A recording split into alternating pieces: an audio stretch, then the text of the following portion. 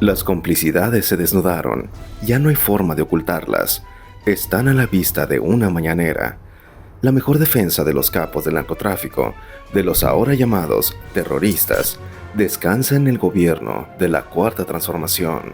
Las exigencias de Ismael El Mayo Zambada al gobierno de Claudia Sheinbaum para que lo traigan de regreso a México o vendrá el colapso, solo dejan abiertas una de dos posibilidades. Una, yo, El Mayo Zambada, me estoy curando en salud, exigiendo al gobierno Morena algo que es incapaz de operar, que Estados Unidos me regrese a México, a pesar de que ya tengo el sello terrorista. Y si no me cumplen, porque no está en manos del gobierno de la Cuarta Transformación que repatrien al capo, entonces ya estoy en todo mi derecho de declararme testigo protegido y dar toda la información que tengo sobre las complicidades políticas, empresariales y financieras con las que operamos libremente en México, las actuales y las históricas. 2. Que El Mayo no solo no está dispuesto a cumplirle al gobierno norteamericano la información que prometió cuando se entregó, que le están exigiendo acabar de inculpar a políticos y empresarios muy relevantes y que su estado de salud con la diabetes y el cáncer no tiene mejoría, quiere venir a morir a su tierra y está buscando que al más puro estilo de una negociación como la que se dio con el general Salvador Cienfuegos, el gobierno de la presidenta Claudia Sheinbaum acabe por canjearlo por un jefe de algún cártel de igual calado como Archibaldo Guzmán o como Nemesio Ceguera, alias El Mencho. Pero sea la que fuere la opción, la carta de El Mayo Zambada al gobierno de la Cuarta Transformación es un abierto chantaje cuando exige que se le cumpla su repatriación o sobrevendrá el colapso. Y de fondo solo se puede chantajear, valga la redundancia, a quien es chantajeable. Solo se puede amenazar a alguien cuando se tiene información suficiente para colocarlo contra la pared. ¿Qué información tiene El Mayo para lanzar semejante reto bajo la amenaza de «me rescatan» o el colapso?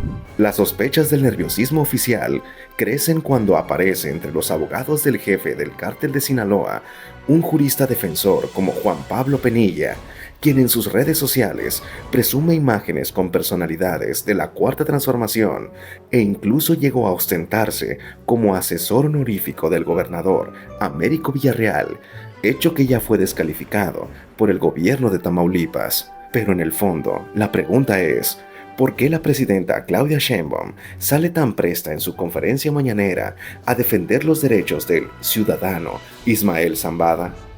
¿Por qué es ella y no una instancia diplomática la que instruye a la Cancillería a que se le dé cauce a la exigencia del capo mayor del cártel de Sinaloa? Dirán que se trata de un mexicano como cualquiera, al que se le tienen que defender sus derechos. ¿Cuántos mexicanos en situación similar están hoy en cárceles norteamericanas y no existe acción alguna para rescatarlos? Pero lo que es peor, ¿alguien escuchó alguna vez al expresidente Andrés Manuel López Obrador o a la presidenta Claudia Sheinbaum condenar las acciones criminales de cualquiera de esos capos cuyos ilícitos cobran decenas de miles de vidas en México y en Estados Unidos?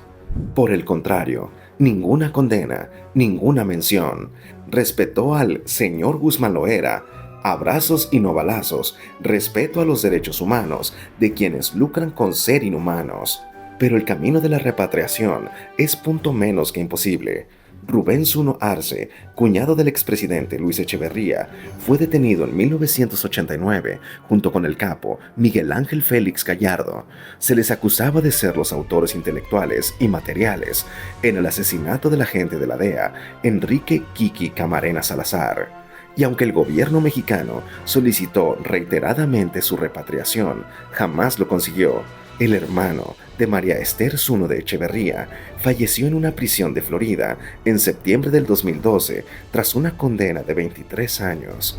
Y es aquí donde emerge la pregunta: si el gobierno norteamericano fue renuente a otorgarle la repatriación al cuñado del presidente Luis Echeverría, acusado de asesinar a un agente de la DEA, ¿por qué cedería para aceptar el regreso a México de uno de los capos y ahora señalado como terrorista, responsables de la muerte por sobredosis de fentanilo de más de 100,000 norteamericanos cada año?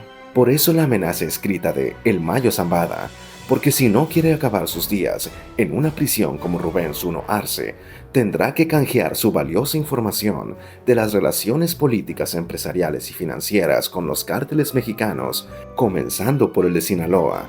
Por eso la respuesta tan inmediata de la presidenta Claudia Sheinbaum para tranquilizar al capo que está nervioso, que se siente acorralado, pero que sobre todo tiene que justificar el por qué va a decir lo que sabe, violentando un pacto inconfesable que sobrevivió por décadas con gobiernos del PRI, del PAN y ahora con Morena. Y entonces sobrevendrá el colapso. Esa película ya se vivió con el expresidente de Honduras, Juan Orlando Hernández, quien en abril del 2022, a unos meses de dejar el poder, fue detenido y extraditado a los Estados Unidos después de los testimonios que dieron capos hondureños del narcotráfico, a quien fue acusado de facilitar el trasiego de cocaína entre su país y la Unión Americana. Al condenarlo a 35 años de prisión en junio del 2024, los fiscales de Nueva York alegaron que Hernández convirtió a su país en un narcoestado, aceptando millones de dólares en sobornos de narcotraficantes para su campaña, a cambio de protegerlos en sus ilícitos. Junto al expresidente hondureño, también fue sentenciado su hermano, Juan Antonio Tony Hernández, condenado a cadena perpetua. El colapso para Honduras. El tema del narcoestado mexicano avanza no solo en las cortes norteamericanas, sino en el epicentro del gobierno del presidente Donald Trump. La reciente carta de Ismael Zambada lo confirma, y las apuestas son que marzo será un mes definitivo para conocer el desenlace, aunque hay quienes apuestan que ese final podría darse, como dice la canción, para abril o para mayo.